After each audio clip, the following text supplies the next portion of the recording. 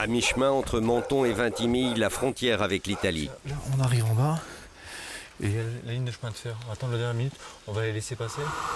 Depuis toujours, le lieu de bien des trafics. Michel, on va le chercher dessous. Police! Police! Depuis que la voie ferrée existe, le point de passage le plus fréquenté par ceux qui fuient des pays ou des régions pauvres afin de tenter leur chance dans les pays ou les régions riches. Nationalité. Nationalité. Putain, bien. Depuis les Italiens du Sud, il y a 2 ou 3 générations, Nationalité. jusqu'aux Kurdes aujourd'hui, des centaines de milliers d'hommes et de femmes sont passés par là, surtout des hommes. Ils ont les chaussures. Certains très jeunes. Faire de bruit.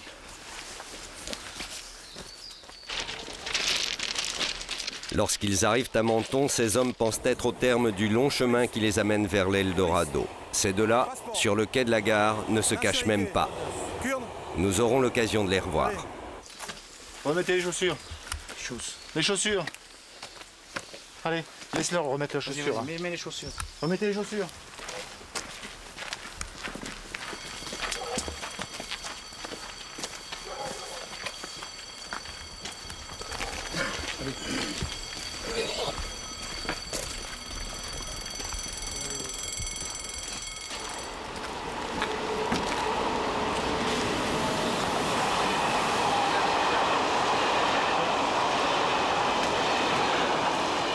Ils sont passés il y a combien de temps, vous pensez? Oh, je pense qu'il n'y a pas longtemps parce que c'est tout près. Hein. La voie ferrée à la gare de Caravan, le pont de chemin de fer, il y a quoi? 250 mètres, 300 mètres à peu près. Irak, Saddam. You want to go Paris? Only Paris ou Dutch, Germany? No, Paris.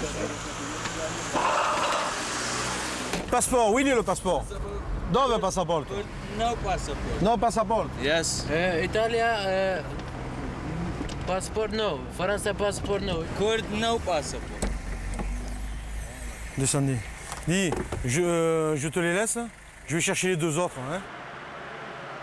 Le poste frontière du pont Saint-Louis, juste au-dessous, la voie ferrée, juste au-dessus, l'autoroute. Des douaniers, mais aussi une cellule de la direction centrale du contrôle de l'immigration et de la lutte contre l'emploi des clandestins, la DICILEC. Ici, les policiers font les 3-8, 4 hommes en permanence, ils n'ont pas le temps de chômer.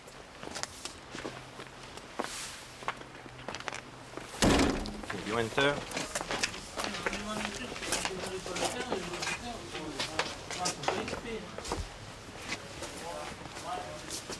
No passeport. Sur le mania? Arbil. Depuis 1 an et demi, la grosse masse des clandestins qui tentent le passage ici sont kurdes. Les policiers ont appris la géographie du Kurdistan. Alors, il a un décret de la police italienne, donc il n'y a pas de problème, lui c'est bon. On a l'identité. Name, surname. La date de naissance. Comment dire ça en anglais? Date of birth. Date of birth. Date of birth. Et ouais, mais il faut le passeport. Il faut le passeport, j'y peux rien moi. Hein. People, on the Germany. C'est pas moi qui fais. Madame, Je sais, mais on n'y peut rien. Pas de passeport, on peut pas rentrer en France. Souleymania. Toi de Souleymania. Alors Marc Souleymania. Hein, bon. Ça c'est lui. Toi maintenant. Toi. Ouais, Marc. Kirkuk, Suleymania, Duhok, Zako, Kurdistan. Les 2 hommes arrêtés sur le quai de la gare. Saddam Hussein, boum boum. Turquie, boum boum. Jalal Talabani, boum boum. Massoud Barzani, boum boum. Tu passes devant? Fini, hein? Ceux des clandestins qui se font prendre à moins de 10 km de la frontière sont ramenés dans le pays d'où ils viennent et qui doit les accueillir à nouveau. C'est la loi. Fini la France, hein? Non possible. Non passeport. Ouais. Qu'est-ce qui se passe? Quelle est la procédure entamée là? Ben là, nous les remontons aux Italiens avec une feuille de réadmission. Et vous avez eu un procès verbal qui a été établi. Et nous remontons ça aux autorités italiennes. Côté italien, on est plus compréhensif. L'immigration, on a connu. On leur donne un délai de 15 jours pour quitter le pays. Aspetta un poco, hein? Ciao, bello. Sono tutte kurde, hein? Sì. Ok. Ciao bella, mille grazie. Ciao. Buonasera. On a un peu l'impression parfois de vider la mer à la petite cuillère, puisqu'on interpelle ces clandestins, nous les ramenons aux policiers italiens après la procédure d'usage, et bien souvent on les récupère une fois ou deux fois encore. 4 heures plus tard, dans les rues de Menton, avec l'équipe de nuit de la DICILEC. 6, qui t'en remonte 3.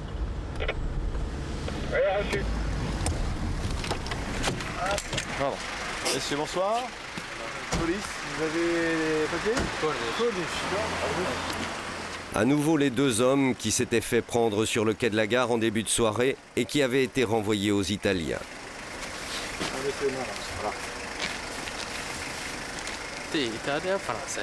C'est bon. Comme une balle de ping-pong entre douaniers italiens et policiers français, ils savent surtout qu'ils touchent presque au but, qu'ils sont presque au bout de ce long voyage vers l'Eldorado qui a commencé plusieurs semaines auparavant dans les montagnes du Kurdistan. Un long périple qui est passé par Istanbul, la porte de l'Orient, Istanbul Est en Asie, Istanbul Ouest en Europe, au milieu le Bosphore, la ville de tous les trafics. Le point de passage obligé pour ceux qui quittent l'Est pour l'Ouest.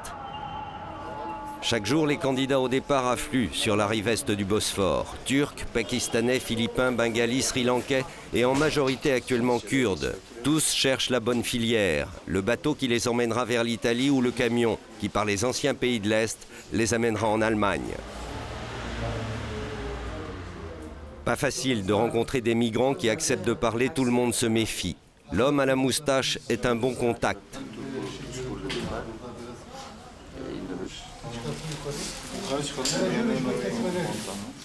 Après bien des hésitations, il accepte. Il nous emmène voir un groupe de Kurdes qui attendent leur départ.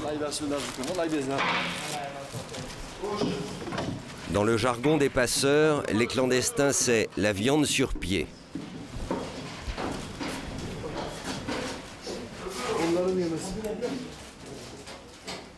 Pour ceux-là qui viennent du nord de l'Irak, l'affaire n'est pas bien engagée. Quand êtes-vous arrivé à Istanbul? Il y a 2 mois. J'ai dépensé 9 000 francs quand je suis venu d'Irak à Istanbul. J'avais une maison, je l'ai vendue. Et maintenant il me reste 6 000 francs. Et je les donnerai à n'importe qui me conduira ailleurs. C'est facile de trouver les passeurs à Istanbul. On les trouve partout. En attendant, je paye 120 francs par mois pour l'hébergement. J'achète ma vie. Encore faut-il trouver le bon vendeur, le bon réseau, celui qui ne vous fera pas trop attendre le passage et qui ne cherchera pas à vous soutirer toutes vos économies avant même ce départ. Le plus souvent, c'est dans ces nombreuses agences de voyage un peu glauques que le contact se fait. Coût du passage de 6 000 à 18 000 francs. Autre possibilité, les hôtels, à 2 pas des rives de la Corne d'Or. On dit ici que des organisations, des mafias, en contrôlent l'essentiel. Le patron de celui-ci affirme qu'il ne participe pas au trafic. Bien sûr, ici il y a beaucoup d'hôtels de passeurs.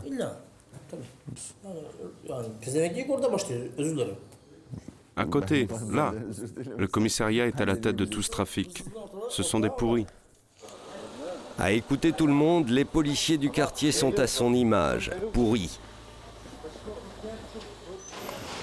C'est la conviction de Kadri Gürsel du journal Milliyet. Il a longuement enquêté sur ces réseaux. Ces organisations clandestines doivent avoir certains pods au sein de l'État, certaines liaisons au sein des appareils de sécurité de l'État. Le nombre de la police, le nombre et la qualité manquent beaucoup en Turquie. Mais pas pour toute la police. La police financière sait très bien comment gérer les affaires, la police politique aussi.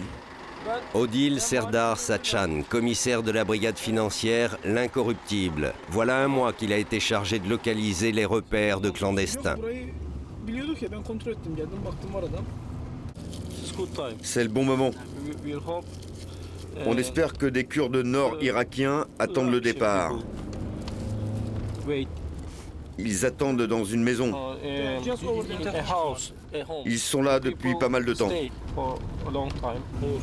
Yani 2 katlı bir yer arkasına arkadaşlar dolaşsa iyi olur. Ha? Dolaşsa iyi olur arkadaşlar arkasına. Arkasını nasıl alacağız? Önce bir arkasını alalım da.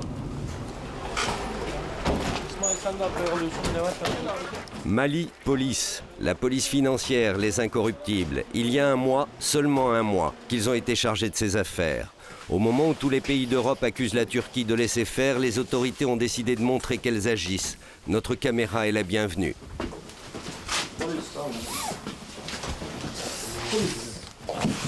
Duvara dayan. Hemen dön duvara dayan. Kaldır edelim. Dön duvara dayan. Tamam. Bekle. Giy hadi. Tamam. Bekle bekle tamam giydin mi? Kaç kişi var Türkçe bilen? Sen Türkçe biliyorsun ya. Türkçe bilmiyor musun sen? Ha? Lan. Tamam dur. Tamam okey. Gel. Ayakkabı. Aşağı geç. Geç ayakkabı. Geç ayakkabı. Ha? Sen de bol. Pasaportunuzu alın. Pasaport. Bunu alsın. Pasaport al. Eşyasını alıyor bunlar.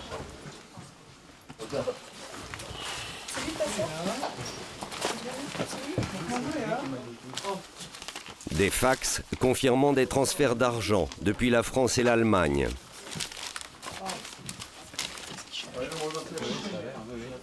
Ça vient de France. Un ordre de virement de 22 000 francs d'un compte à Limoges sur un autre à Istanbul, sûrement celui du passeur.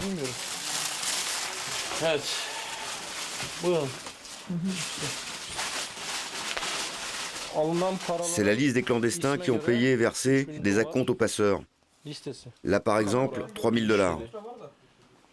Il y a aussi les destinations, la France, la Hollande. Türkçe mi biliyorsun, Arapça mı? Lokma. Arabi. Türkçe biliyorsun sen. Arabi. Türkçe biliyorsun. Az. Kim bunlar? Az biliyorsun. Sen Zahoğlu musun? Evet, Sen Zahoğlu musun?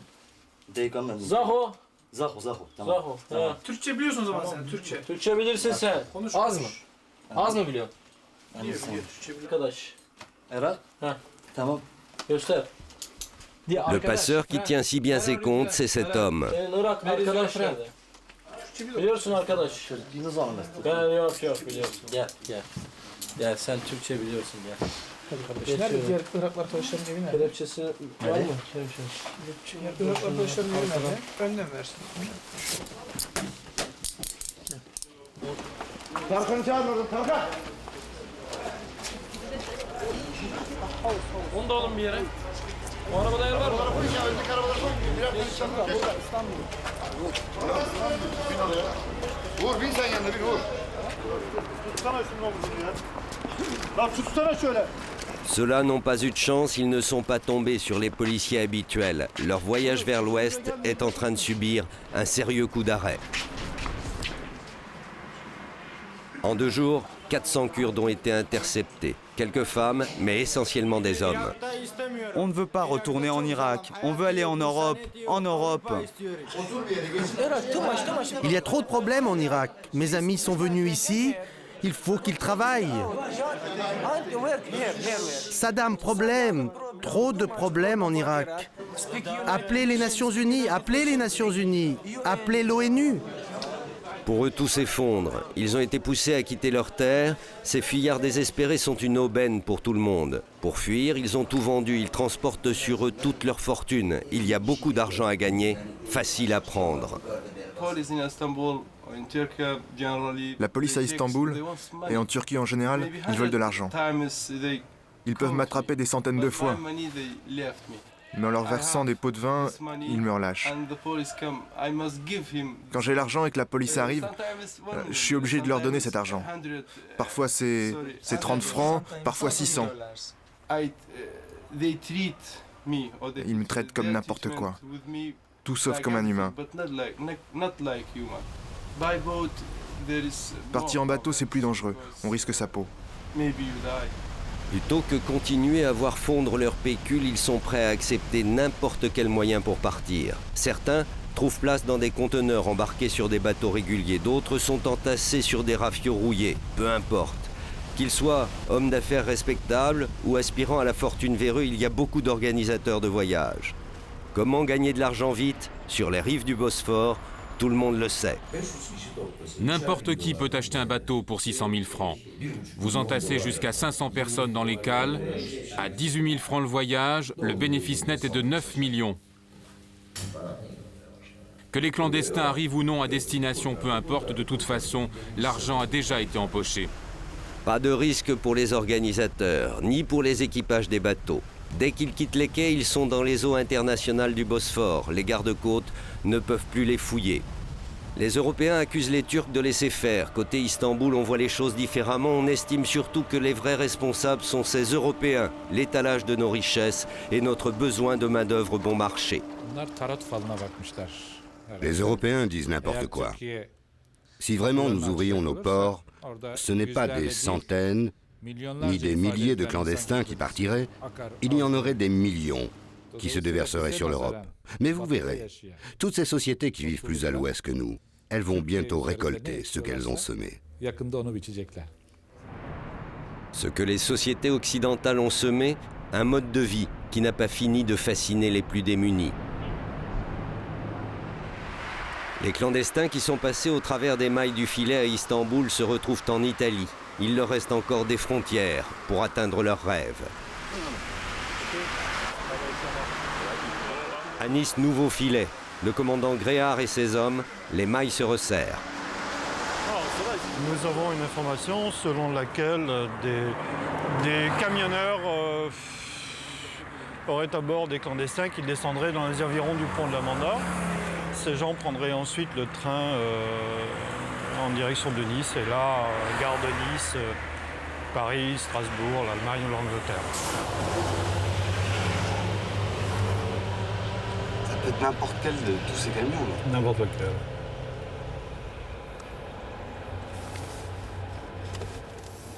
Il y a beaucoup d'argent à se faire dans ce genre d'infraction. Il y a une mafia, quoi. François. Oui, on vient de se faire gruger, il y en a 4 qui sont en train de traverser la rue là. Par contre, sur le pont là, on vient voir il y a une semi immatriculée à Milan là. Il va arriver de l'autre côté du pont là. Une grosse semi. Ouais, la semi elle arrive, mais on n'a pas vu si c'était lui qui les avait déchargés. Hein. J'ai un camion là en travers, là je vois plus rien. Là. Il y en a 4 qui sont à la gare là. Le semi, c'est pas lui. Il a reçu. La semi-remorque, le camion immatriculé à Milan qui est soupçonné d'avoir déposé 4 clandestins, c'est celui-là.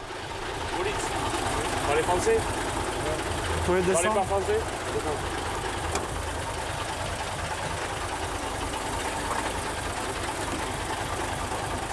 Gagnez le moteur. Merci. Vous allez de où, monsieur? You speak English? Non. Vous avez des papiers de les... Oui. Documents? Oui. Carte d'identité. Oui. Quelle nationalité, monsieur, vous êtes? Il est turc. Turc. Il n'y avait pas que du fret dans son camion.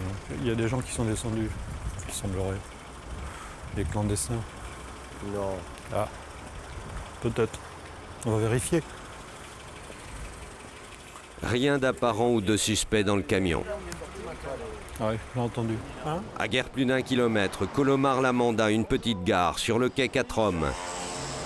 Vous avez des pièces d'identité, s'il vous plaît, monsieur? Passeport. Passeport. Les 4 clandestins. Ce sont des Kurdes. Turcs. Nationalité turque. Non, mais eux deux, ils ont une voiture, donc on va en prendre un deuxième.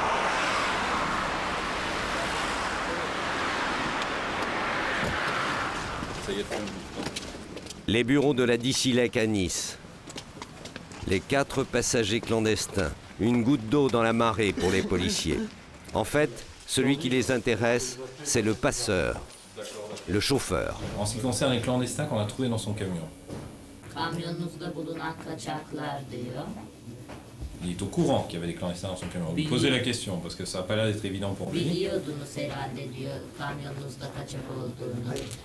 Il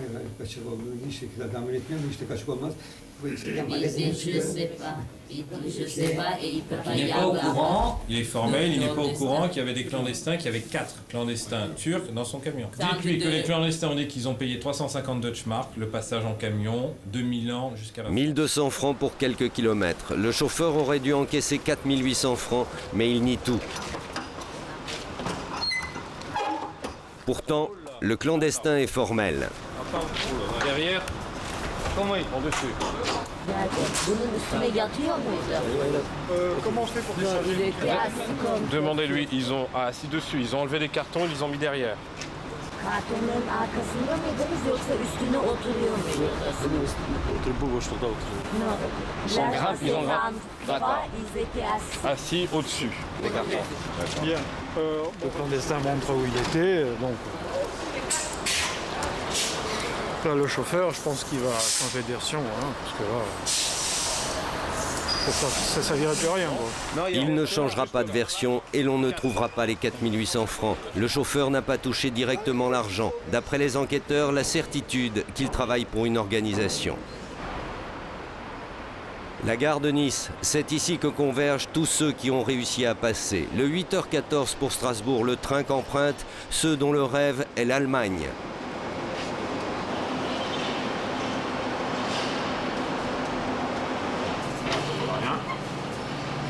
Encore rien?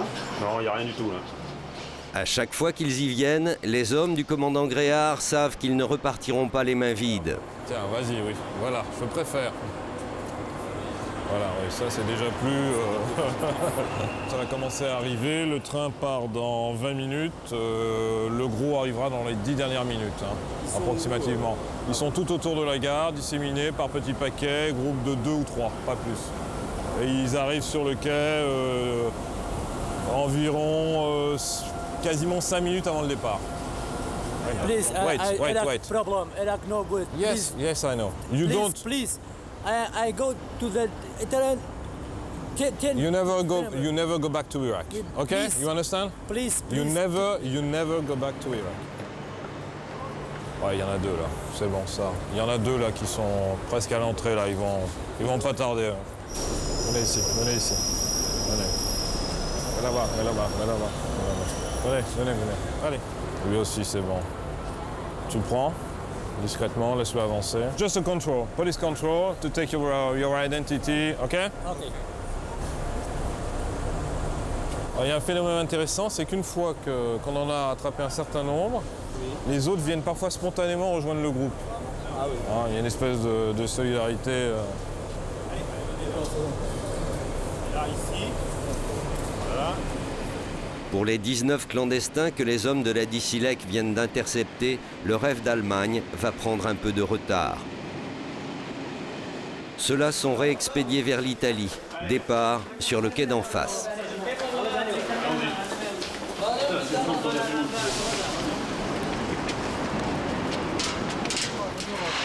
Au 26-1, tout le monde. No problem. Ils ont peur du billet, que le billet soit plus utilisable demain. Mais le variable est valable 2 mois. Donc ils peuvent le... Même s'il est oblitéré, bon, il les laisse. En fait, c'est simplement parce qu'ils ont dépensé tout leur argent, $100 pour arriver jusqu'ici, donc ils n'ont quasiment plus rien une fois qu'ils sont à ce stade du périple. Et donc le ticket, c'est tout ce qui leur reste pour arriver jusqu'en Allemagne. C'est vraiment la dernière partie du périple.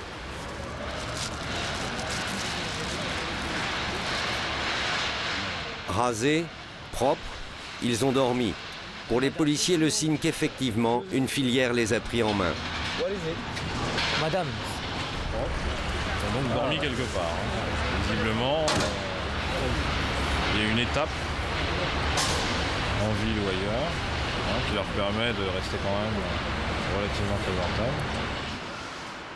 On n'a pas le temps matériellement de faire descendre tous les clandestins, nous, service de police, mais si on l'arrêtait en race campagne, on en ferait descendre une centaine.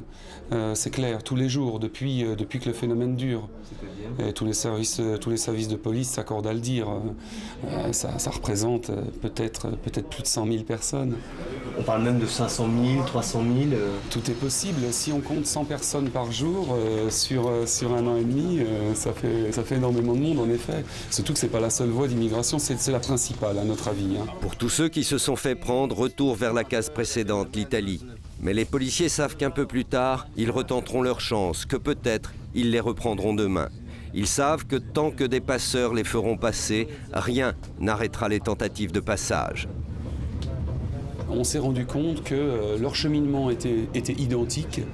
La mer Ionienne, l'Italie, le camion, le bateau, la frontière de Vintimille, on s'est rendu compte que c'est toujours le même cheminement. Puis petit à petit, au cours de ces auditions, il y en a qui ont bien voulu commencer à nous parler des personnes qui assez odieusement abusaient de leur situation de faiblesse, leur prenaient énormément d'argent pour leur faire passer la frontière et leur faire prendre ce fameux train. Toutes ces informations et ces noms sont remontés à Paris, à l'Office central, pour la répression de l'immigration irrégulière et de l'emploi des étrangers sans titre. Locriest, patron de ce service, Armand Huby, commissaire principal, avec lui 60 policiers. Leur spécialité, casser les filières d'immigration et leurs causes, les réseaux qui emploient des clandestins. En vrai patron, le commissaire Huby sait qu'il portera toujours le chapeau. Des chapeaux qui ne sont pas que de simples couvre-chefs. Le chapeau noir, lorsque une affaire d'immigration irrégulière est réussie, filière d'immigration irrégulière internationale. Le chapeau gris, lorsqu'une filière, un réseau d'ateliers clandestins est démantelé et que l'affaire a réussi. Le chapeau marron, lorsque les affaires sont plus ou moins floues, lorsque ça merdouille un peu.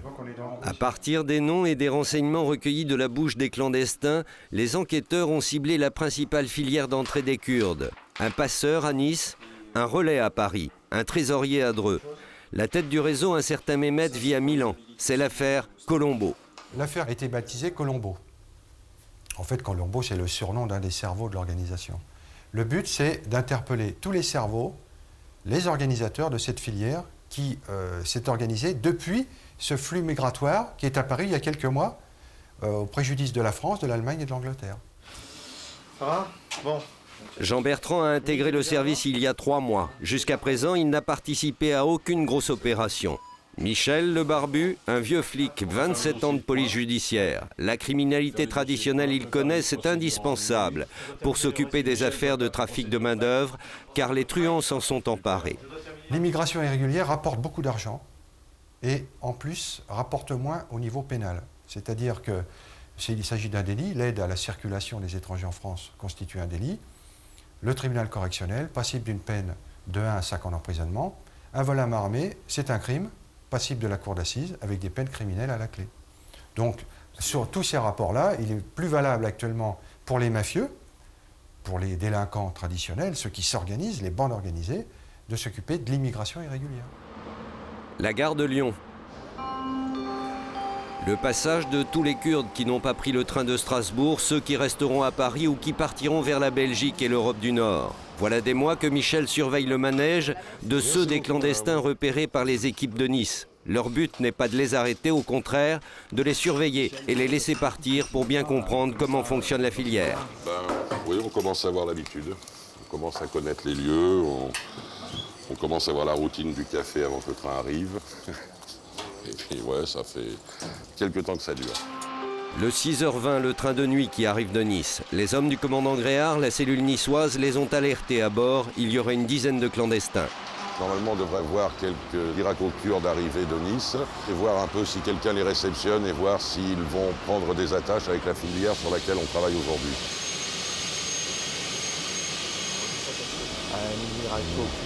Tiens, par contre, regarde le con à la casquette, là. Lui, il a une casquette bien voyante. Là, ce qui se passe quand des clandestins arrivent du train, c'est qu'ils doivent avoir un contact avec quelqu'un qu'ils ne connaissent pas. Donc très souvent, ces clandestins savent que la personne qui les accueille a une tenue vestimentaire très particulière. C'est-à-dire que souvent, on en voit, notamment à Nice, où j'en ai vu également sur Paris, avec des vestes de survêtement, des grosses inscriptions dans le dos, une casquette prévoyante. Bon, l'homme à la casquette, c'est pas bon. Ouais, attends, le gars au blouson bleu, il a l'air d'hésiter, il demande des renseignements à un autre voyageur. Bon, tu vas essayer de voir sur la station de taxi et puis tu nous dis. Tiens, regarde là, JB, ça passe à ta hauteur. Tu prends en charge, tu nous dis, ça doit aller, Michel, on a peut-être fait un petit repérage, là ça va téléphoner. Ces trois hommes sont des clandestins. Michel en a tout de suite la certitude, le flair et le métier. Mais personne sur les quais pour les réceptionner. JB, tu prends aux pattes? Jean-Bertrand est chargé de les filer. Ouais, parce que Nice nous en avait signalé une dizaine, mais là on en retrouve a priori que 3-4. Hein. Donc on a un trou d'environ 6. Ce sont des gens que l'on voit arriver qui n'ont souvent pas de bagages. Et bon, on repère aussi au fait que quand ils arrivent dans la gare, ils tournent, ils virent, ils sont un peu perdus. Ils reviennent vers nous. Je ressors de la gare. JB, tu es à quel endroit? Tu es au bar? Ouais. Ok, donc attends là, ça revient. Je sors, je les prends à la sortie.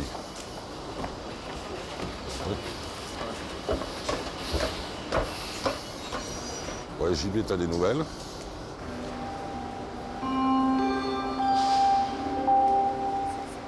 Ouais, ok, donc ils arrivent, hein.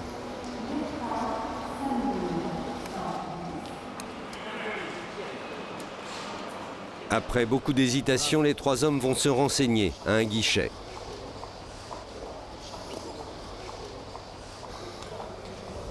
Ils ont pris un billet pour vous, ces jeunes gens-là. On a des horaires pour aller à Bruxelles. Pour aller à Bruxelles. Ok. Merci, monsieur, excusez-moi. Hein. Donc ils ont pris le RER direction Gare du Nord, donc on va se dépêcher. JB était au cul, donc c'est bien.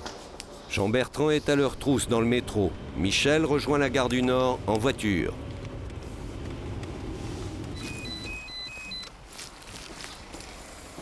Donc là, tu as vu, tu as 2 trains pour Bruxelles.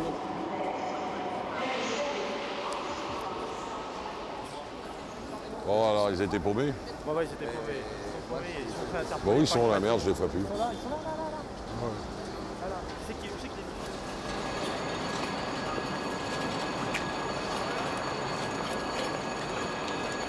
Ça y est, ils montent dans le wagon. Ce sont des gens qui sont partis de Turquie depuis 2 mois, 3 mois, qui trouvent de l'hébergement dans des endroits souvent insalubres, où ils sont très nombreux, entassés dans des appartements, ils passent dans des camions, ils passent des nuits dehors, ils rampent pour passer des frontières. Quand ils arrivent en fin de parcours, ils sont vraiment à gare, souvent fatigués. Ils n'ont souvent qu'une hâte, c'est de retrouver leur famille de destination. La décontraction arrive. Mais a priori, j'en ai peut-être repéré d'autres.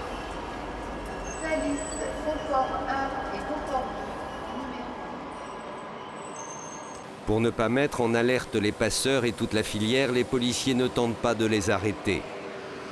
Ils ont accumulé des heures et des heures de filature, de planques.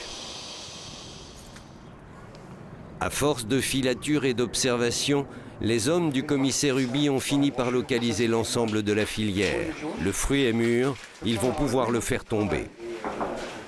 Ça va? Comment ça va? Il faut une carte d'autoroute. Ouais, je vais la prendre. Une de plus. Comme ma femme est partie. C'est super, pas mal. On fait une réunion dans mon bureau là. Dernière réunion avant les interpellations. On va peut-être en faire un troisième encore. Alors, le problème aujourd'hui, c'est de déterminer exactement les rouages qui vont nous permettre de faire remonter l'information dans l'affaire Colombo. Les interpellations sont prévues pour le lendemain, tout au même moment, à 6 h du matin. Démanteler la filière. Bien. Comme on va opérer en site éclaté, vous serez à Nice, d'autres en Italie, d'autres à Dreux, d'autres en région parisienne, il faut absolument que l'information me revienne. Bon, bon courage. Mais les choses se précipitent. La cellule niçoise vient d'appeler le passeur, un certain Pierre, a été arrêté à l'aéroport. Il s'apprêtait à prendre un avion. Salut Domi. Michel et son coéquipier partent pour Nice afin de superviser l'interrogatoire et d'assister aux perquisitions. T'as les clés? Aussi rapide que Milik. Allez.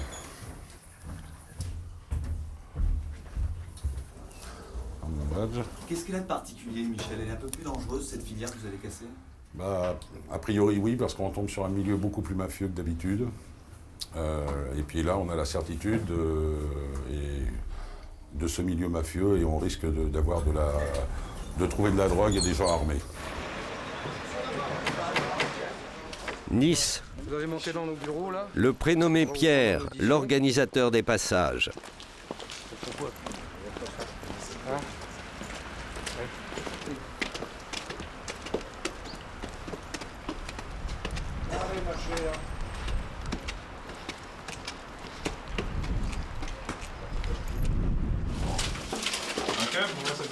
Au domicile de l'homme, sa compagne.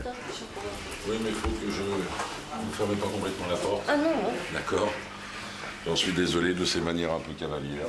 Voilà, comme ça. Nous cherchons de l'argent, des relevés, des versements d'argent, des mouvements en général de fonds qui vont prouver que d'abord ils vivent au-dessus de leurs moyens et que donc ils ont des activités illégales. Combien vous avez? 1900? C'est beaucoup quand même. Vous voulez en liquide? Vous les avez tirés de votre compte quand? Non, c'est à moi, je les ai depuis un moment. En économie, je me suis fait. On verra ça, madame. Oui, bien sûr. Bon, 1900. Ah, oui. Votre salaire mensuel est d'environ combien, l'actuel? 6 000. Ils n'ont rien trouvé, mais ils décident de la placer en garde à vue. Au moins, elle n'alertera pas le réseau. Les interpellations à Milan, à Paris et à Dreux sont toujours programmées pour le lendemain matin, 6 h. Réfléchissez à ce que vous allez dire. Allez-y direct, qu'on puisse dire au juge, elle a été honnête. Et elle nous a dit tout de suite la vérité. Maintenant, je vous dis, j'ai pas de leçon de morale à vous faire. On a passé l'âge de ce genre de conneries. D'accord? Quand on a fait une connerie, on est assez grand pour le savoir. Donc allez-y direct. C'est le conseil que je vous donne.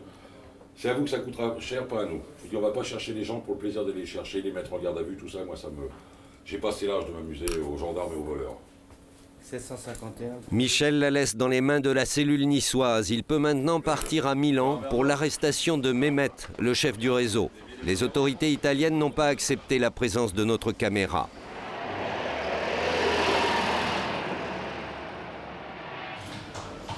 Le lendemain, au petit matin à Nice, Pierre le passeur n'a toujours rien avoué. Et son nom, c'était?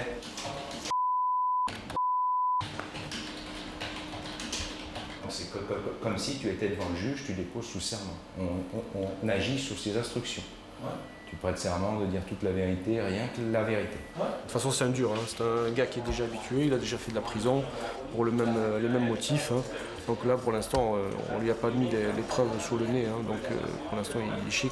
C'est le bon gars. Hein. On a l'habitude. Mais ils ont aussi une autre corde à leur arc. Bon, la femme.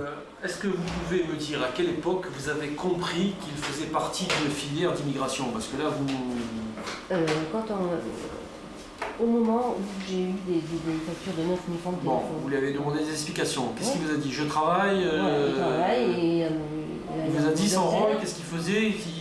Il allait en Turquie pour récupérer des gens Non, il ne disait pas ça. Il Qu'est-ce disait qu'il vous disait? Dans sa famille. Oui, après. Et là-bas en Turquie? En Angleterre, il m'a dit qu'il avait un truc de vêtements. Oui, mais... Et au niveau des clandestins, il ne vous parlait jamais de clandestins? Non. C'est pas grand-chose. Hein. Non, franchement. Non, franchement, non. Vous êtes mal parti, hein. Franchement. Essayez un peu Parlez-vous du proverbe. Faut t'avouer et t'as demi-pardonné. Là, je me fais beaucoup de soucis pour vous. Écoutez, nous avons des conversations téléphoniques où vous lui dites est-ce que tu as bien travaillé? Est-ce que tu as les poches pleines? Hein, vous savez très bien, c'est pour des histoires de clandestins, non, quand même? Pour elle, c'est une première. Elle vient de vivre sa première nuit de garde à vue. Ils savent qu'elle est fragile. Est-ce qu'il vous disait qu'il passait des clandestins avec votre voiture? Non. Vous ne posez pas de questions, vous acceptez tout. Vous êtes naïve ou je sais pas. Ou alors c'est l'amour? Moi je suis plus naïve. Plus naïve qu'amoureuse? Ouais. Faites croire ça à qui vous voulez. Déjà pas à nous, évident. Et après, vous vous expliquez franchement. On fait le point une fois pour toutes. Vous verrez, ça se passera beaucoup mieux. Je vous l'ai déjà dit tout à l'heure. Oui, franchement, je sais pas. Faut t'avouer, t'as demi-pardonné, faites un effort. Ils sont 5 pour l'interroger et ce qu'ils espéraient se passe. Elle craque. Et puis, si vous dites quelque chose, ça dépend. Dites-moi quelque chose, oui, allez-y. Comment? Dites-moi, c'est le moment ou jamais. Lisez. Ils sont où? Ah bah, important. Voilà, bah, c'est important. C'est important, ça peut vous dédouaner, ça. Hein? Ah ben voilà. Voilà. Non, plastique. Et dans un plastique. Qu'est-ce qu'il y a d'autre dans les photos? Qu'est-ce qu'il y a d'autre? Est-ce qu'il y a de l'argent? Est-ce qu'il y a de l'argent caché, enterré? Messieurs, dames, bonjour. Attendez, on va vous demander, on va chercher quelque chose. Ne vous inquiétez pas. Un tupperware. Ça correspond à ça, hein. Est-ce que c'est ça? Ah ben voilà, impeccable. Il y en a d'autres, non? Il n'y a que ça? Il y a ceux-là, hein, sûr, on fait pas les autres pots. 5, 6, 7, 8, 9, 10, 11, 12, 13, 14, 15, 16, 18. Dans le pot de fleurs, 19 passeports turcs et un grec. Les passeurs les récupèrent une fois la frontière franchie. Ah oui, ils ont enlevé la photo, ouais. Il suffit de remettre la photo d'un nouveau clandestin. Non, mais ça arrive, la preuve. Ça veut dire quoi? Bah, ça veut dire que bon, il est dans la filière, quoi. Maintenant, j'espère qu'il va nous expliquer ce que faisaient ces passeports-là. Hein. Alors, si tu l'aimes, pense à elle, hein, et montre-toi un gentleman. Oui, je vais te le montrer. Mais Pierre le passeur n'a toujours rien lâché. Parce qu'elle, elle est dans tous ces états-là. Hein. Et puis toi, dès quelque chose de toi, elle risque de perdre son emploi, de voir ses enfants et compagnie. Bon, voilà. 5 minutes. Alors, tu dis, et puis c'est tout, point à la ligne. Hein. Tu lâches. Moi, je te dis, je te donne ma parole. Je téléphone au juge. Si tu me dis tout, exactement tout, elle sort ce soir. Eh ben, c'est bon. Moi, je dis tout. Bon, allez. Si tu es réglo, on sera réglo, c'est tout. Parce que moi, je le fais pour elle. Moi, toi, j'en ai rien à foutre. Ok. Elle, moi aussi pour elle. Oui, ben moi aussi. Alors, si tu es un gentleman, c'est bien. C'est bien comme ça. Allez. On y va, on est d'accord? Allez, ouais, d'accord. Je te dis, si tu es réglo, on le sera. Ça va comme ça? Premier nom qu'il lâche, Mehmet, l'homme de Milan, le patron du réseau. Tu l'as connu en prison, Mehmet, ou... Ouais. Alors, qu'est-ce que venait faire Colombo à l'époque? Colombo, il a emmené...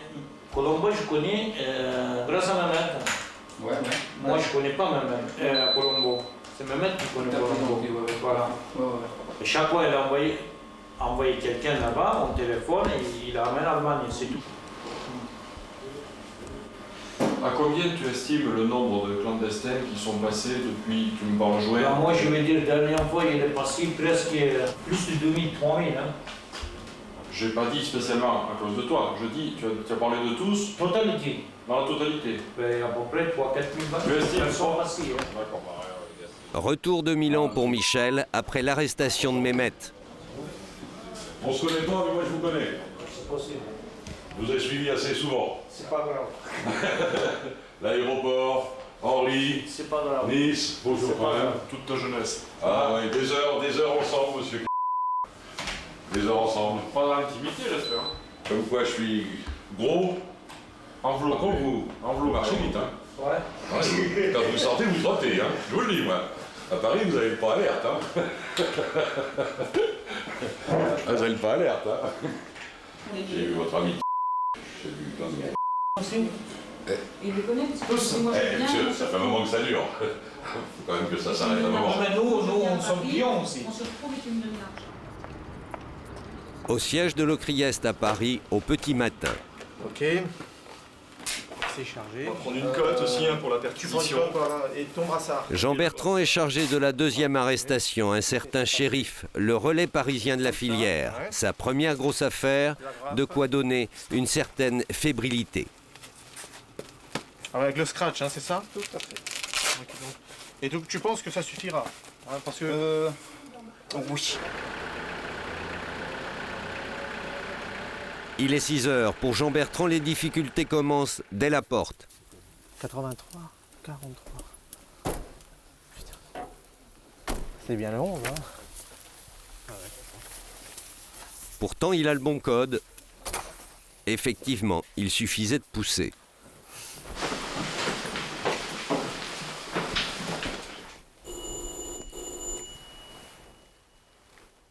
J'arrive.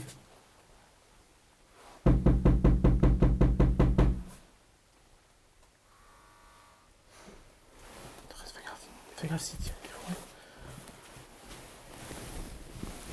Vas-y, appuie sur le truc là-bas.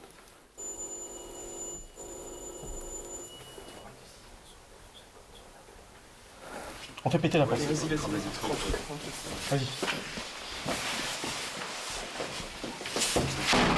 Attends.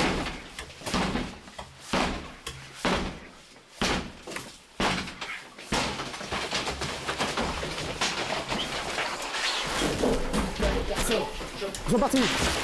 Descends, serré. Putain, c'est pas vrai. Ça me bouffe un peu ce truc. C'est bizarre, hein.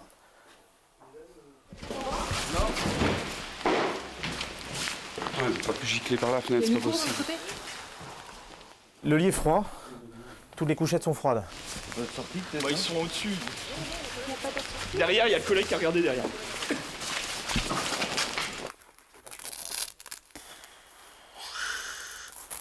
Regarde la photo qu'il y a sur le truc là-bas, c'est bien vu quand même. La famille, non? C'est bien là, non? Des lits froids, pas de traces dans la neige sauf les leurs. L'homme n'était pas là, l'affaire mal engagée. Non. Ils ont dû être pris peut-être par le mauvais temps, mais je suis pratiquement certain qu'ils vont revenir. À mon avis, ce qu'on va faire, toi tu repars sur Saint-Denis. Ok? Donald, tu restes avec moi. Pour l'homme qu'il recherche, Jean-Bertrand avait localisé deux autres points de chute potentiels. L'un à Saint-Denis, l'autre à Grigny, où vit son frère. La surveillance. D'accord. D'accord? J'ai compris. On va sur Grigny. Monte sur Grigny. On voit s'il est là-bas. Tu vois si c'est là-bas. Et puis tu m'appelles. Hein. Dreux, 6 h du matin, le troisième objectif.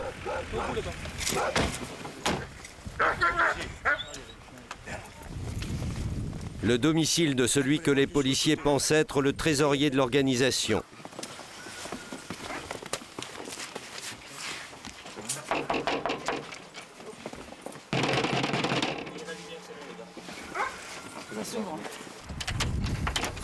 C'est lui qui leur ouvre la porte. Ça bouge à l'étage. Mais ça bouge à l'étage. Chope là.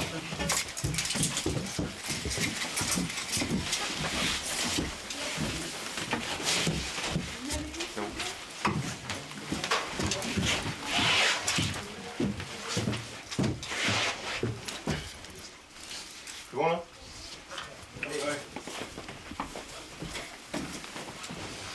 Nous sommes chez vous ce matin, monsieur, en exécution d'une commission rogatoire d'un juge de Strasbourg. Vous parlez français, madame? Et je vous informe que vous êtes en garde à vue à partir de maintenant, c'est-à-dire 6h25. Avez-vous tous les papiers encore, la bancaire? Où ils sont? Hein? Où est-ce qu'ils sont? On y va. C'est bon, j'ai vu que tu... Allez, on roule.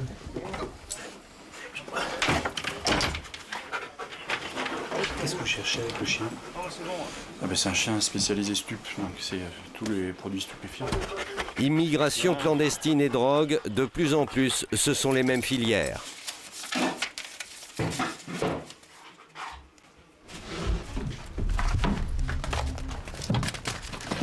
Le même jour, décaissé. Retrait. Ouais. Pourquoi faire? Première constatation, des transferts de fonds importants, de quoi intriguer.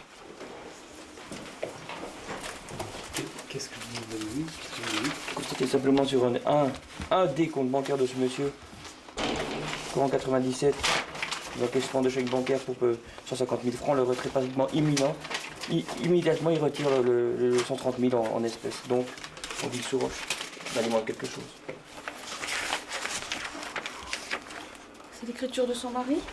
Sizi benzi yazısıdır, kimi yazısıdır bilmiyorsun, elle ne sait pas.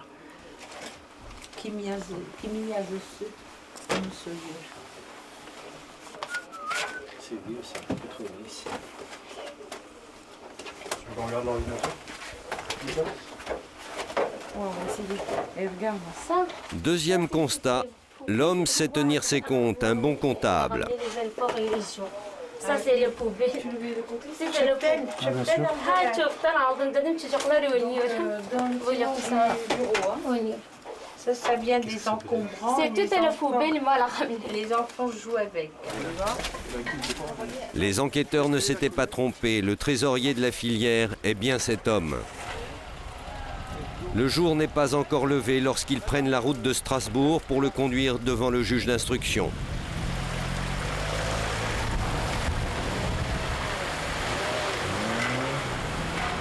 À Paris, l'arrivée du jour n'a pas éclairé l'humeur de Jean Bertrand.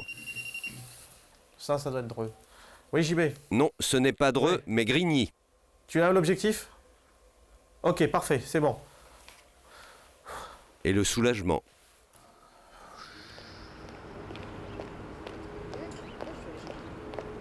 Bon, vous venez, monsieur? Le relais, l'homme qui n'avait pas dormi chez lui, mais chez son frère à Grigny. Vous asseyez là. Asseyez là, oui. Il s'y trouvait avec sa femme, elle aussi a été interpellée.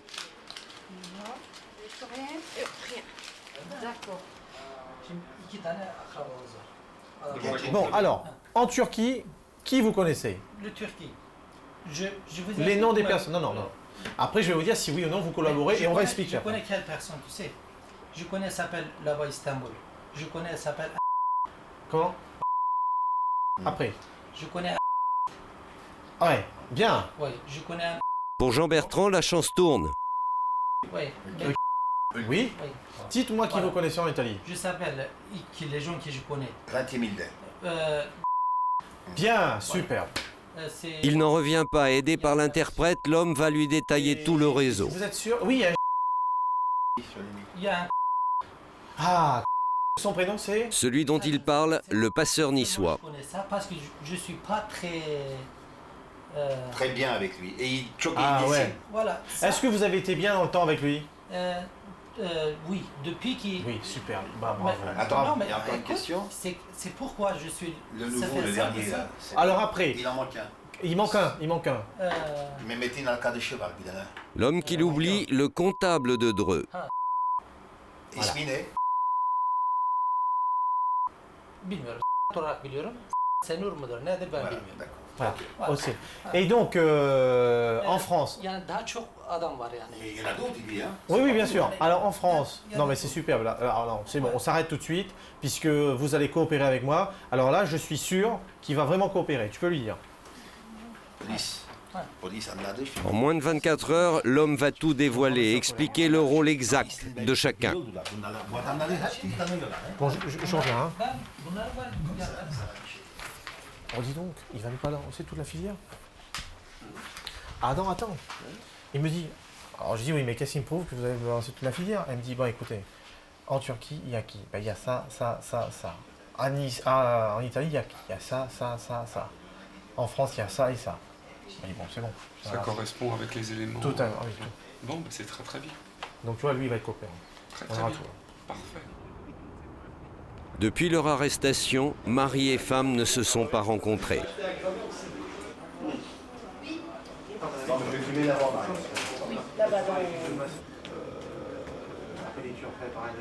Vous venez, madame?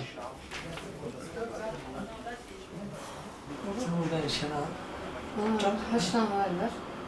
Mümkün olursa gelirim ama mümkün olmazsa amcasına telefon etsin. Haber versin. O da benim telefonu falan biliyor. Tamam.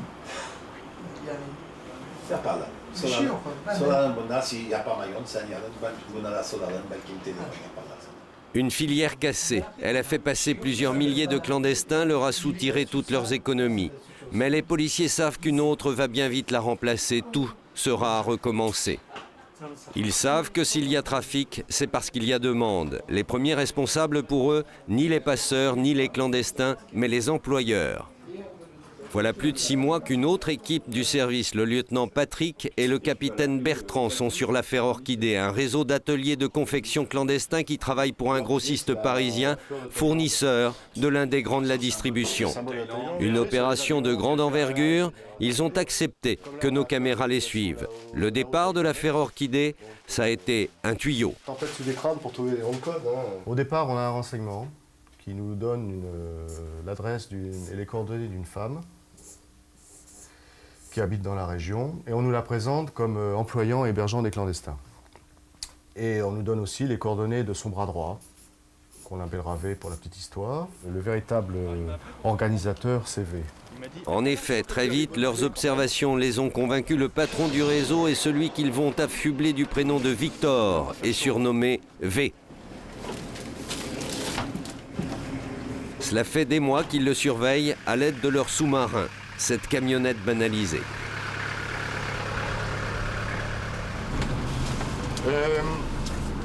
Michel, ouais. Tu mettras un petit coup sur les vitres en partant. Tu fermeras la porte du côté, là. Ouais. Par contre... Victor habite un lotissement dans le Val-de-Marne, la banlieue est de Paris. Un lotissement où règne une grande activité, la camionnette banalisée n'y est pas surprenante. Alors là, on se met en surveillance sur le domicile de l'organisateur des ateliers clandestins. C'est lui qui passe dans tous les ateliers pour récupérer la production. Ça nous permet de sentir l'atmosphère du quartier, de voir un peu comment les gens réagissent ici. Bon, là, on sait que c'est habité par de nombreux Asiatiques. Donc on sait déjà que les voisins se connaissent plus ou moins entre eux. Tu as 2 enfants qui sont sortis du 3. Ouh là là, ouf. Il emmène 3 enfants. Il emmène 3 enfants et tu as 2 petits garçons qui sont sortis du 3. Et qui partent avec lui? Non, non, qui partent à pied, eux. Vous notez tout ce qui se passe. Bah oui. Pour pouvoir rédiger le procès verbal en rentrant au service et qui relatera tout ce qu'on aura vu dans la journée.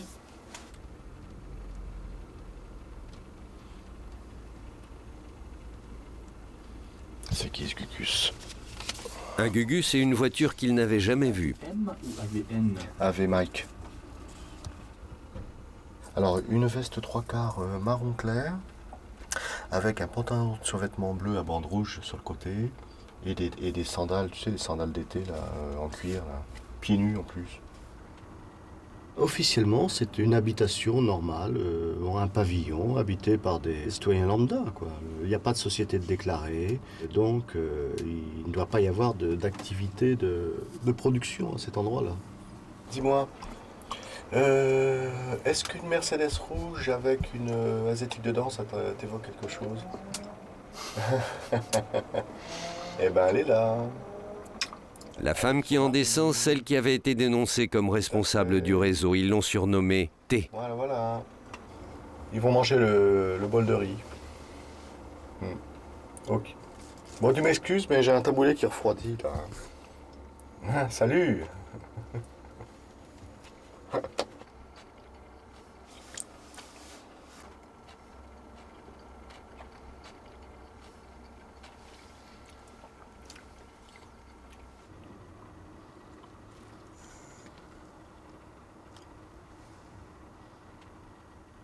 En début d'après-midi, d'autres de leurs connaissances vont montrer le bout de leur nez. Là, ils chargent à plein bloc. Hein. C'est pas Victor.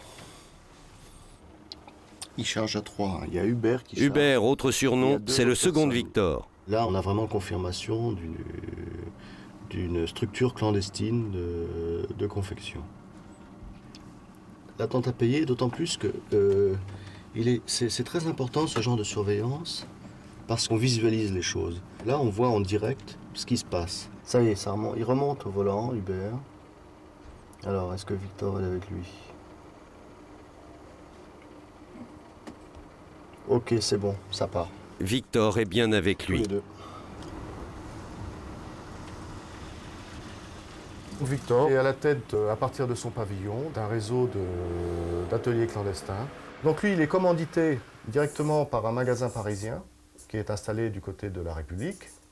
Dans le quartier de la confection. Dans le quartier de la confection, et qui donne ses ordres donc à V. Donc Victor, tous les jours, fait la tournée des points de production et va directement à ce magasin. Le magasin en question est également sous surveillance. En fait de magasin, il s'agit d'un grossiste en prêt-à-porter. Oui, affirmatif, hein, il s'est garé juste en face du magasin. Cet homme à la parka marron, c'est le patron du magasin, celui qui passe les commandes, le donneur d'ordre. Pour les policiers et au regard de la loi, il est tout autant responsable que ceux qui dirigent le réseau. Hubert, dans sa veste à carreaux, et Victor. Le responsable en premier, c'est quand même le donneur d'ordre, puisque lui, il vise surtout son bénéfice, il veut faire du bénéfice. Donc, il a plus intérêt à employer des façonniers dont il sait pertinemment qu'ils ont des clandestins, parce que ça lui coûtera moins cher. Il aura du travail vite, il aura une production rapide, pour un coût moindre. Donc sa marge sera d'autant plus grande, donc les bénéfices seront plus importants. Oui, t'as 17 colis là, 17. Impossible de savoir ce qu'il y a dans les colis, mais les policiers estiment à au moins 30 000 pièces par mois les livraisons de Victor. Il a la demande, principal client du grossiste, l'un des grands de la vente par correspondance. Officiellement, Victor emploie 3 personnes. Derrière le pavillon de Seine-et-Marne, il y a des dizaines de travailleurs clandestins. On lutte contre des gens qui sont des trafiquants d'esclaves, des trafiquants de viande humaine. C'est terrible. On assiste à des choses épouvantables. On ne se pose pas de questions de race, on se pose des questions d'hommes qui souffrent sur la planète. C'est pas facile à gérer. On laisse pas ça sur le paillasson quand on rentre chez nous le soir. La viande humaine, les esclaves, car une fois qu'ils sont passés, les voyageurs clandestins deviennent ceux pourquoi ils ont fait ce voyage, des travailleurs clandestins. Belleville, le vieux quartier populaire parisien, a toujours été peuplé de gens venus d'ailleurs. Dans les années 80, les Chinois s'y sont installés. On estime qu'ils sont 20 000 aujourd'hui, beaucoup sans titre de séjour. Vous parlez français? Vous faites de la confection? Les rencontrer est impossible, personne ne parle. Dans les ateliers de confection, officiellement, on travaille en famille. Juste une famille? Et vous ne connaissez pas des ateliers de Chinois dans le quartier qu'on pourrait rencontrer? Ah bon? Où ça? Dans cet autre atelier, malgré 8 machines à coudre, Et là, vous travaillez toute seule là? Oui, je travaille toute seule. la jeune femme affirme travailler seule. D'accord. Bon. Bah, merci. Pour franchir ce mur du silence, il nous a fallu 6 semaines. Pour pénétrer ce monde du silence, il faut une clé. Nous l'avons trouvée à l'ASLC, l'Association d'assistance scolaire, linguistique et culturelle. Ici, de jeunes Chinois apprennent le français. Parmi eux, beaucoup de situations irrégulières. Marc Paul a créé cette école.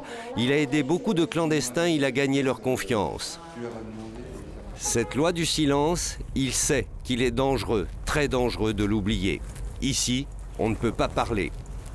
Ce qui peut arriver à un Chinois qui parle, alors là, ils ont des vraies mesures de rétorsion. Ça peut aller du meurtre, de l'oreille coupée, ou du tesson de bouteille qu'on enfonce dans la tête. J'ai vu une jeune fille ici qui a été défigurée. À Belleville, on ne peut pas exactement parler d'une mafia chinoise, mais on peut parler de caïds, de gens qui vont contribuer à exploiter encore plus le clandestin. Alors là, on passe devant une association qui raquette les Chinois. Hein, c'est une association qui a pignon sur rue, hein, qui donc leur propose le paradis des papiers pour 400, 500, 1000 francs. Le paradis des papiers avec pignon sur rue. Son président a déjà fait de la prison en France et il a été arrêté pour port d'armes prohibées. Lin Daozong, réfugié politique, il rend service et s'affirme le protecteur de la communauté. Lui n'a pas peur de parler à visage découvert. Ça fait partie de mon travail de m'occuper de la sécurité du quartier. Pourquoi aviez-vous une arme? Ça fait aussi partie de mon travail. Mais ça, c'est le travail de la police. C'est pour me protéger moi-même. Et puis la police s'occupe de la sécurité. Moi, en tant qu'élément de la communauté, je peux aussi faire quelque chose dans le cadre de la loi. Je ne fais rien qui dépasse ce cadre. Mais c'est interdit de porter une arme. Pour moi, c'est normal d'avoir cette arme. Les clandestins, tous ceux qui sont en situation irrégulière, cherchent bien entendu à en sortir, obtenir un titre de séjour. Seule solution, les intermédiaires. L'univers chinois suppose un intermédiaire. On ne va pas directement demander quelque chose. On va passer par l'intermédiaire. Pour eux, c'est une aubaine. Ils vont pouvoir leur fournir les quittances qui leur manquent, leur faire les faux, obtenir des passeports, obtenir des tas de choses. Et à chaque fois, ces gens-là, ils vont payer. Il n'y aura pas de problème. Marc Paul nous fait rencontrer une première clandestine. Elle nous a demandé de ne pas dévoiler son identité, nous l'appellerons Ling. Elle avait confié les démarches pour obtenir une carte de séjour à un intermédiaire. Le doigt dans l'engrenage, elle a déjà beaucoup payé. Alors, ils ont pris une fois 10 000, et puis la seconde fois, ils ont demandé 20 000. Et puis après, pour simplement lui remettre une lettre de la préfecture qui dit quoi, on ne sait pas. Peut-être c'est une convocation, peut-être c'est simplement un accusé-réception. Hein, mais lui demander encore 10 000 francs. Pourquoi vous y allez là? Pourquoi vous accompagnez Ling? Eh bien, j'accompagne Ling pour que l'intermédiaire chinois arrête de lui demander de l'argent. L'homme au chapeau, c'est l'intermédiaire qui soutire l'argent. Il a trouvé un autre intermédiaire, bien de chez nous, un avocat qui s'est fait fort d'obtenir les papiers. Marc Paul a convaincu Ling qu'il ne fallait plus payer, qu'elle devait réclamer son argent. Ce jour-là, ils ont rendez-vous avec l'avocat pour tenter d'arriver à un arrangement. Mais tout de suite, le ton va monter. Bon, on va rentrer dans mon cabinet. Entrez. Je vous laisse là, monsieur Paul. Hein. Non, je préférais. Monsieur Paul, vous rentrerez pas. Moi, ce sont mes clients, je les reçois, je suis avocat. Vous m'avez téléphoné. Non, qu'est-ce que c'est ça? Appelez-moi maître d'abord. L'avocat expulse de son bureau Marc Paul. Ling se retrouve seul et c'est l'homme au chapeau qui lui parle.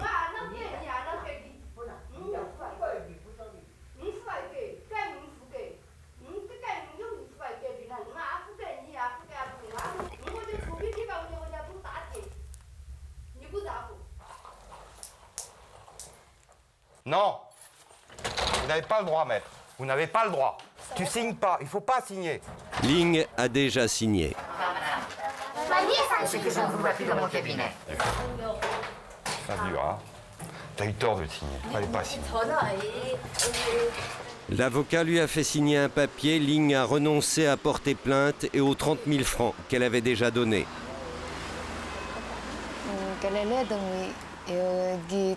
Le vieux, il avait peur que je lui demande de me rembourser.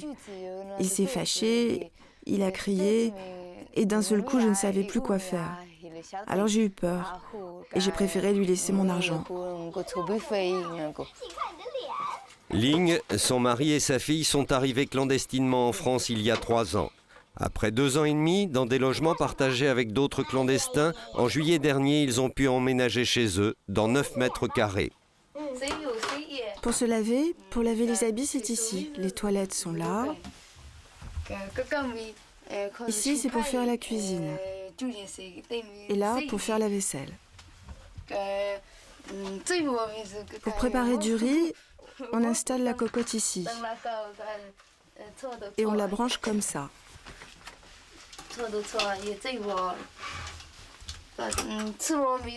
Pour manger, c'est là.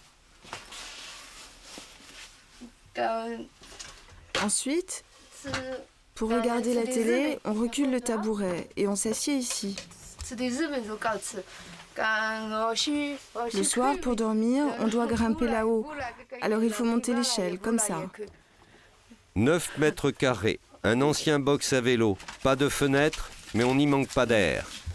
On ouvre la porte, on coince le livre et on laisse ouvert. C'est comme ça qu'on aère la nuit. 9 mètres carrés, 1300 francs par mois de loyer. Il ne reste plus que 2000 francs pour vivre et je dois payer 1300 francs de loyer. En plus, je dois encore payer la facture de téléphone, mais on n'appelle pas beaucoup. Nous sommes le 4 du mois. Elle n'a donc plus que 700 francs pour le finir et payer son téléphone. En fait, Ling est relativement protégée par sa fille, qui a moins de 16 ans. Tout enfant qui est sur le territoire français doit être scolarisés. Peu importe la situation administrative des parents, c'est la loi. Des enfants que l'on doit obligatoirement scolariser, du coup des parents que l'on ne peut plus expulser. Un casse-tête qui n'a pas été inventé par les Chinois mais par le législateur français. Pour nous, d'autres clandestins vont sortir de la nuit, vont accepter de parler. D'autres dont la situation est plus délicate encore. Non loin de Belleville, le marché de la place de la Réunion. 14 h, le moment où les maraîchers remballent. Nous l'appellerons Ellie. Elle a 36 ans. Et un fils de 16 ans, il a dépassé l'âge de la scolarité obligatoire. Il n'est plus une protection. Ellie, son mari et leur fils vivent clandestinement à Paris depuis 4 ans.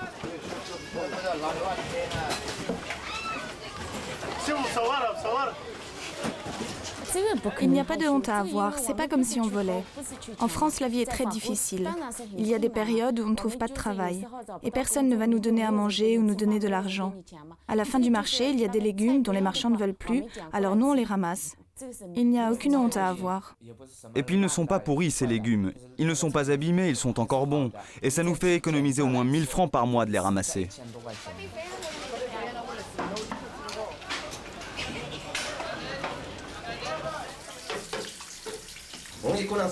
On est 3. On a payé plus de 90 000 francs par personne pour venir de Chine. Ça fait près de 300 000 francs. On a encore plein de dettes. Il nous reste encore au moins 200 000 francs à payer à ceux qui nous ont prêté de l'argent. 300 000 francs pour une immense déception. Quand on est arrivé, on ne savait pas que la France c'était comme ça. En Chine, tout le monde disait que tout en France était vraiment très bien. En Chine, je faisais des affaires, j'avais une bonne situation, on avait un bon niveau de vie. Alors quand on est arrivé en France, on ne se doutait pas que ça serait comme ça. Encore 200 000 francs à rembourser. Pendant les 6 derniers mois, Ellie a travaillé clandestinement pour un patron turc. Il lui doit encore de l'argent, il lui a déjà donné 5 000 francs et en avait promis 6 000 de plus, mais elle n'en a pas vu la couleur.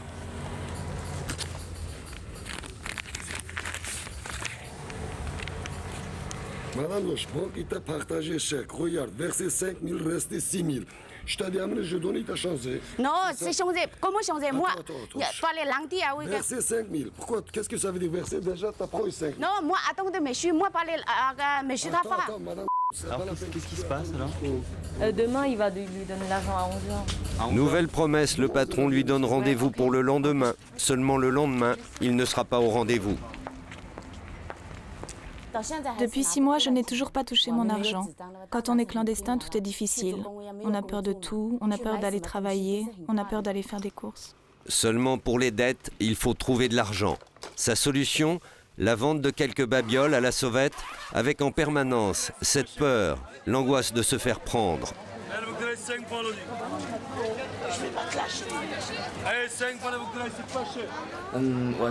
Au marché, mon rôle consiste à aider ma mère et à guetter l'arrivée des policiers.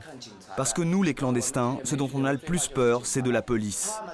Au marché, bien sûr qu'on a peur. Mais bon, qu'est-ce qu'on peut faire d'autre? On n'a pas le choix.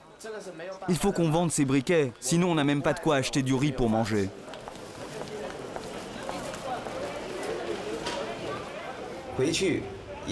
Repartir, ça n'aurait aucun sens. Depuis 3 ans qu'on est ici, on ne sait plus comment c'est la Chine. La situation là-bas a tellement changé. Alors comme on est tous ici, quoi qu'il arrive, on est prêt à le subir, on est prêt à faire face. On va rester ici et on va continuer. Continuer, comme des milliers d'autres, leur vie de clandestin. Continuer à se faire arnaquer, à vivre dans la peur. Comme Yang, qui devant notre caméra a osé braver l'interdit, nous montrer son atelier clandestin, installé chez lui, dans un appartement. L'arnaque, il vit dedans depuis son départ de Chine, voilà 7 ans. 7 ans qu'il vit sous un faux nom. Pour aller de Hong Kong en Thaïlande, j'ai pris l'avion. Et de Thaïlande en Hongrie, j'ai pris de l'avion aussi. De Hongrie en Italie, j'ai pris un autocar et puis j'ai pris le train pour aller en France. Le voyage a duré plus de 40 jours. J'ai utilisé le passeport et l'identité d'un autre, mais sur le passeport, c'est ma photo. Le voyage m'a coûté environ 80 000 francs. J'en ai payé un petit peu en Chine, et le reste, je le paie petit à petit en France, avec l'argent que je gagne. Voilà 7 ans qu'il travaille pour rembourser cette dette du départ. J'ai peur d'être attrapé par la police et qu'elle me renvoie en Chine. Je ne veux pas y retourner. Quand on travaille à la maison, il faut travailler au moins 15 heures par jour. Mais le salaire ne se calcule pas à l'heure. Je suis payé à la pièce. Je ne gagne pas beaucoup par mois, 4 ou 5 000 francs. 7 francs 50 pour faire un pantalon. 3 francs pour faire une jupe que vous allez retrouver à 50 francs dans le magasin. Imaginez la marge. Les machines à coudre qu'on trouve dans les ateliers, elles sont payées par les patrons. Ils leur prêtent, ils leur louent, ils les apportent. En tout cas, c'est assez organisé. Les transports de machines sont généralement faits par des petites équipes munies de camionnettes qui viennent à la demande très vite. De petites équipes, mais la masse d'argent gagnée par les patrons des ateliers et ceux qui leur passent commande est considérable. Dans l'affaire Orchidée, c'est assurément plus de 1 million de francs non déclarés qui, chaque mois, entrent ainsi dans les poches de Victor, le patron du réseau, et celle du grossiste. Pour le commissaire Huby, planques et filatures ne sont plus nécessaires. Il a décidé qu'il était temps d'intervenir, de mettre un terme à l'affaire Orchidée. Il y a 15 ateliers clandestins ou structures employant des étrangers en situation irrégulière. C'est vous dire un peu l'ampleur de la... Allez, à demain, monsieur. Bonne soirée. Merci. Bonsoir, patron. Le chapeau noir, symbole des ateliers clandestins. Le jour J, c'est pour le lendemain. « 16 lieux différents doivent être investis au même moment, à 9h30, à l'ouverture de la boutique du grossiste. 16 lieux différents au même moment pour que personne ne donne l'alerte. 16 lieux différents, cela veut dire 150 policiers. » Monsieur Meigne, non, simplement, c'est parce que si vous n'êtes pas d'accord, il faut me le dire. Vous ne me téléphonez pas pour me dire on commence les opérations. Vous me téléphoneriez que si vous les commenciez avant. Sinon, c'est 9h30. À 9h30, vous y allez.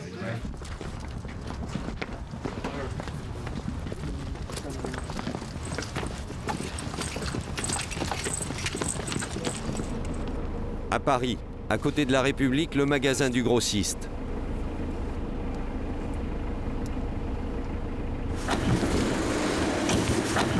C'est Patrick, le capitaine, et le commissaire Martinez qui gèrent l'intervention.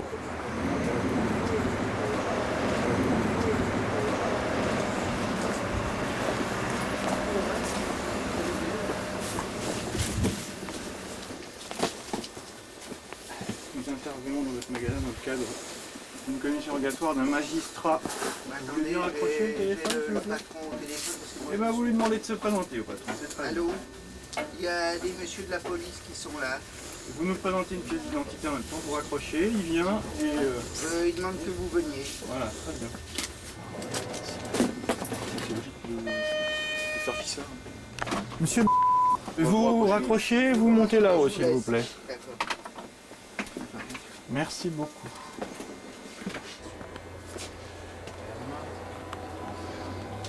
Ces cartons, ceux livrés par Victor la veille.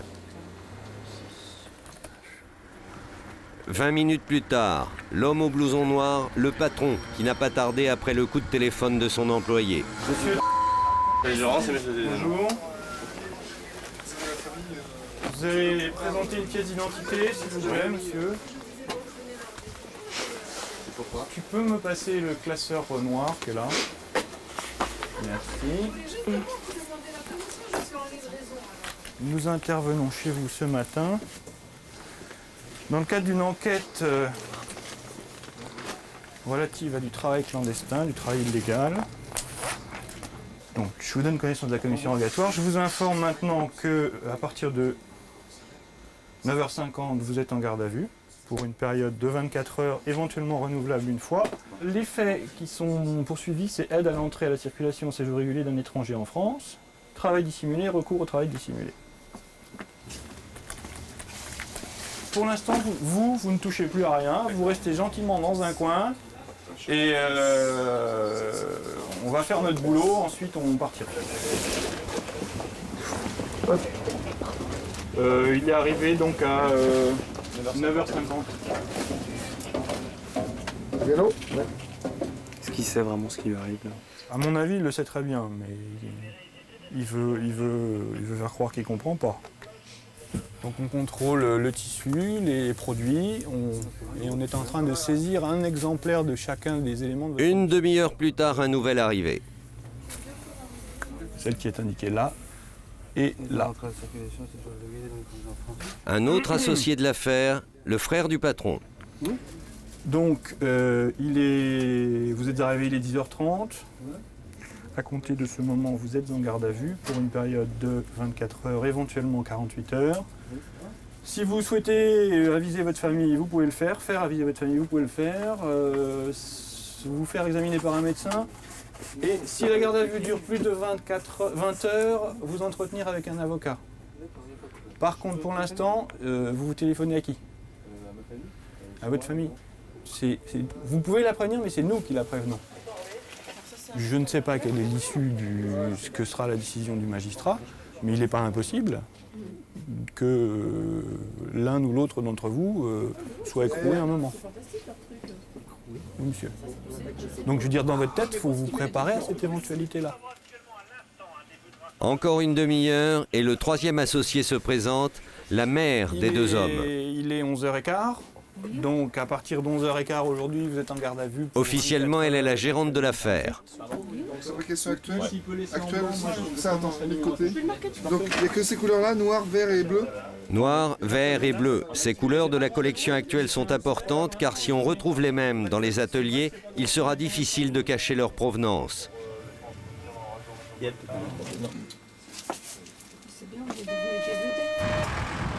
9h30 dans le Val-de-Marne, le pavillon habité par Hubert, le second de Victor. Alors, bon, ok. Il était déjà au travail avec son patron. Dans la... Ok, d'accord, ok, ça marche. Okay. Vous avez fait les étages? Ouais. Les étages. Donc on a Victor et Hubert là. Là, il faut peut-être faire arrêter votre poignet. À partir de 2h45, vous êtes passé sous le régime de la garde à vue. Est-ce que vous comprenez ce que je vous ai dit? Cette mesure peut durer 24 heures, renouvelable une fois, une nouvelle durée de 24 heures. Et au cours de cette mesure, vous avez la possibilité de faire prévenir un membre de votre famille. Vous avez de la famille en France? Qu'est-ce que vous cherchez? Bon, regarde si les moteurs sont chauds ou froids. Il est possible que des gens aient travaillé cette nuit? C'est ça? 2, 3, 4, 5. C'est le garage là derrière, non? C'est l'autre. Où on est dans le garage. Dans les réserves de tissus, les mêmes couleurs que celles trouvées chez le grossiste. Comme c'est les mêmes tissus, donc on sait qu'ils travaillent vraiment pour le magasin central de Paris. Donc on avait bien ciblé les objectifs. On ne s'était pas trompé dans notre analyse. C'est très propre ici. Hein. Oui, c'est rare. C'est très propre. C'est rare que ça soit aussi propre. Une maison normale, c'est avec un petit temple bouddhique, avec les offrandes. Un peu plus loin, un autre pavillon. Au sous-sol, un garage. Vous travaillez ici, vous me venez de dire que vous travaillez ici. Non, moi j'habite ici, je dis. Ah, vous habitez ici. Moi je ne travaille pas ici. D'accord. Moi je travaille pas. Mais il y a des gens qui travaillent ici. Mais oui, je crois. D'accord, ok. C'est l'exemple typique. Des machines, un autre atelier. C'est le parking. Donc ils ont creusé une porte. Et puis les gens rentraient par le sous-sol. Comme ça on les voit jamais rentrer. Très discret. Il faut que ce soit le plus discret possible.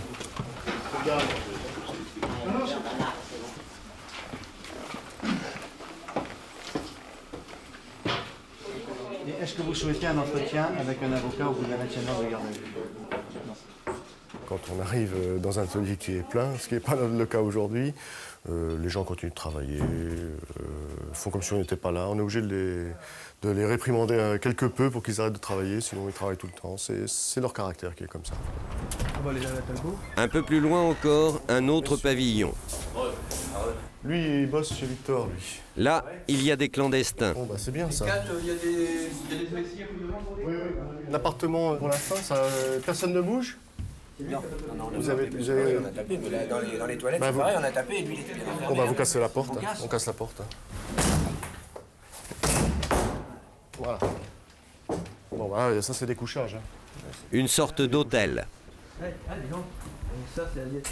C'est un pavillon qui a été acheté par une des responsables du réseau et elle s'en sert pour héberger les clandestins.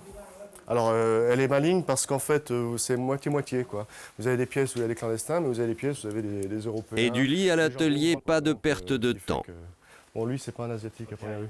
Car ici il y a également un sous-sol avec en prime une surprise.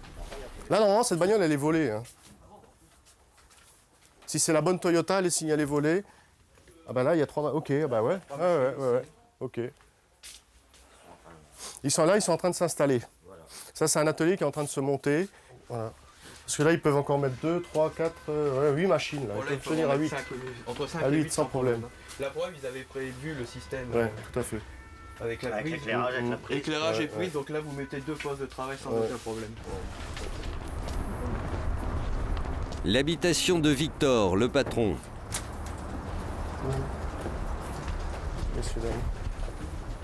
Celle-ci, qu'est-ce qu'on fait? Elle a un bébé de 9 mois. Ici, pas de machine à coudre, pas de matelas pour accueillir des clandestins. Ce sont des familles qui, à première vue, vivent très très bien. Parce que quand on voit les meubles, les statues, tout ça, et même le pavillon lui-même, parce que ce sont des pavillons qui valent en moyenne 1,3 million, 1,6 million. Donc c'est des gens qui ont quand même... qui ont de l'argent qui tourne.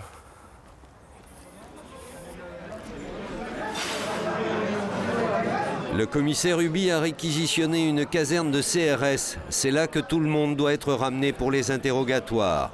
À l'heure du déjeuner, le commissaire affiche un large sourire. Pouvez-vous juste vous demander la couleur de votre chapeau? Noir? C'est pas bon là? C'est bien? Ah bon d'accord, ok. J'avais oublié... Un chapeau marron qui est pas bon. Ah voilà, d'accord. L'heure de la confrontation. Les chefs d'atelier, les responsables du réseau comme Hubert, les clandestins. Tout le monde mélangé. C'est une opération réussie puisqu'on a interpellé tous les cerveaux de l'organisation. Moins d'étrangers en situation régulière qu'on ne croyait, c'est tant mieux, puisqu'on va pouvoir se consacrer à la procédure qui vise justement l'aide à la circulation des étrangers en situation régulière en France par le biais des cerveaux de ceux qui organisent les filières et qui placent les clandestins dans des ateliers qui sont occultes et qui donc échappent aux organismes sociaux et fiscaux. Pour en arriver là, 5 policiers ont travaillé pendant 5 mois, à raison en moyenne de 10 heures par jour, un total de 6 000 heures, de filatures, de planques et de claviers d'ordinateur pour rédiger les procès-verbaux et toute la procédure. Plus de 2000 feuillets pour le juge d'instruction. Alors...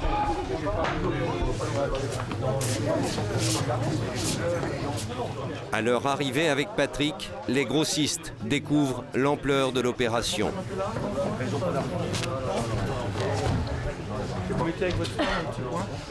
Pour eux, l'ampleur des dégâts. Ah, ils vont peut-être commencer à comprendre, ouais. Mais ils ont déjà un petit peu compris tout à l'heure. À un moment, j'ai cité le nom d'une société. La société de Victor. Je l'ai cité comme ça. Et ils ont dit « Ah, c'est ça, ah ouais, d'accord, ah le salaud. » Pourtant, lui, on le surveillait particulièrement, mais bon, ils sont complètement... Eux, ça, le recours au travail clandestin et l'emploi des clandestins en titre, ils connaissent pas, c'est pas... S'il y en a, c'est pas de leur fait. Ils ont été fouillés. Ils ont été fouillés, leur poche vidée. Bon, alors, on va les mettre à la garde à vue. Au fond à droite. M2. La garde à vue en attendant les interrogatoires. Leur défense pour l'instant est simple, on n'a rien fait d'illégal, on ne savait rien.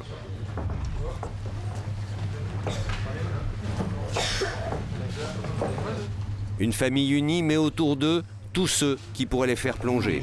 Des gens d'autres nationalités qu'asiatiques ne sont jamais venus à l'atelier. Non. Pour discuter avec le patron. Non, bon. Les impliquer, c'est ce que recherchent les policiers. Vous n'avez jamais vu d'autres nationalités? Quand ils viennent, ils veulent des prix. Tout le monde fait des prix. Si vous n'êtes pas compétitif, vous ne travaillez pas. Il ne faut pas être compétitif à n'importe quel prix. Est-ce que j'ai embarqué à bord du même avion pour un pays d'Europe? Vous créez une société, vous ne vous rappelez plus comment vous l'appelez. Victor a beaucoup de trous de mémoire. Ensuite, je suis entrée régulièrement en France en faisant du stop. Je suis là-bas de temps en temps. Vous n'exercez pas, Je n'exerce pas, oui, je n'exerce pas totalement. C'est vos enfants qui gèrent. Mes enfants gèrent, oui. Bon, alors est-ce qu'on reprend là? Est-ce qu'on reprend? Parce que ça sert à rien de continuer comme ça, on va passer 3 heures à dire n'importe quoi. Alors on reprend ou on reprend pas? Non, c'est pas moi qui veux, c'est vous, je veux dire, c'est votre condition. Bon, mes enfants, ce sont mes enfants qui gèrent, effectivement, oui. Une nuit d'audition qui aura bien fait avancer les choses. Les auditions ont révélé que le donneur d'ordre donc fonctionnait avec la structure clandestine depuis au moins une dizaine d'années. 10 ans d'affaires florissantes pour Victor et Hubert qui sont mis en examen pour dissimulation d'activités et de salariés et emploi, aide à l'entrée et au séjour d'étrangers sans titre. 10 ans d'affaires florissantes pour les grossistes. C'est le frère aîné qui endosse la responsabilité de l'entreprise. Il est mis en examen pour recours au travail illégal. Sa boutique est scellée. Son frère et sa mère sont libérés sous contrôle judiciaire.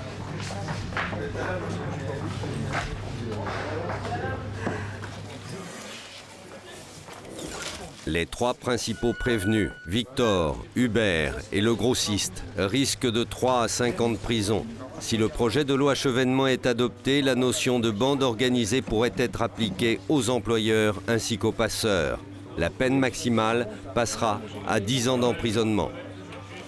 Les clandestins sont tous envoyés en centre de rétention administrative. Certains seront reconduits à la frontière.